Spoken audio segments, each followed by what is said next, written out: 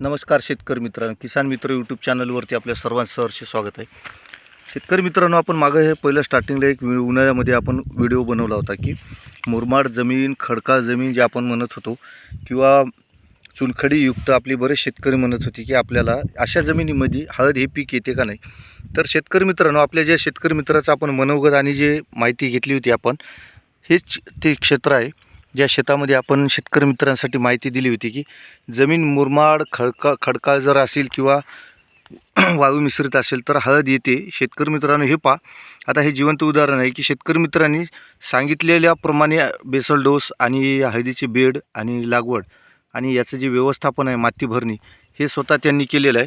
तर आज हळदीची आपण अवस्था पाहू शकतो की परिस्थिती त्यांनी वारकड कृषी सेवा केंद्र तामसा यांच्या मार्गदर्शनाखाली केलेले जे नियोजन आहे, तर आता त्यांच्याकडून आपण थोडक्यात हळदीला केलेली काय कशा पद्धतीने माती भरणी वगैरे केली हे जाणून घेऊया. नमस्कार भाऊ. नमस्कार.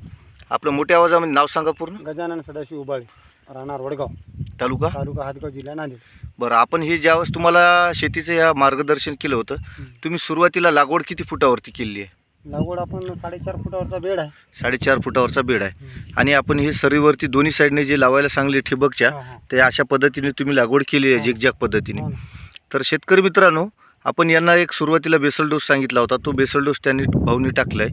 तर त्या बेसल डोसचे तुम्हाला रिझल्ट परिणाम कसे वाटतात? चांगले वाटले. चांगले आहेत ना? एकदम भारी.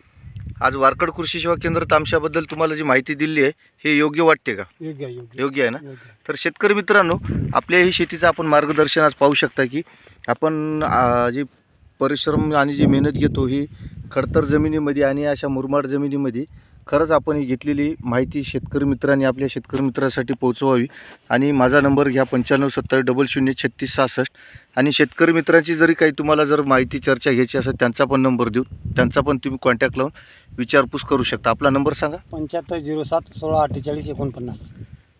शेतकरी मित्रांनो, आता हे त्यांच्या शेतातला हा लाईव्ह परिस्थिती आणि व्हिडिओ जो आहे आपण टाकला आहे, तर हे तुम्ही अशा पद्धतीने पाहू शकता की पूर्ण शेतामध्ये मुरमाड जमीन आहे, माती मिश्रित आहे आणि त्यांनी केलेलं नियोजन आणि त्याबद्दल त्यांच्याकडून आपण माती भरणी कशी केली, मशीनच्या साहाय्याने का कशा साहाय्याने, हे विचार घेऊया. माती भरणी मशीनच्या साहाय्याने केली ना? तर शेतकरी मित्रांनो, मशीनला साधारणतः खर्च जो आहे तो त्यांच्याकडून जाणून घेऊ. एकरी खर्च किती घेतला त्यांनी? 2000 रुपये प्रति एकर. तर शेतकरी मित्रांनो, 2000 रुपये प्रति एकर त्यांनी मातीचा हा लावण्यासाठी जे मशीनने जे ट्रेलर येतं, पॉवर ट्रेलर, त्याच्याने माती लावलेली आहे.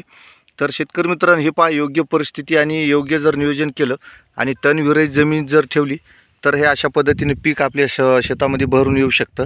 आणि पुढील नियोजन, खत व्यवस्थापन आणि ड्रिचिंग, फवारणी यासाठी वारकड कृषी सेवा केंद्रावरती कॉन्टॅक्ट आहे.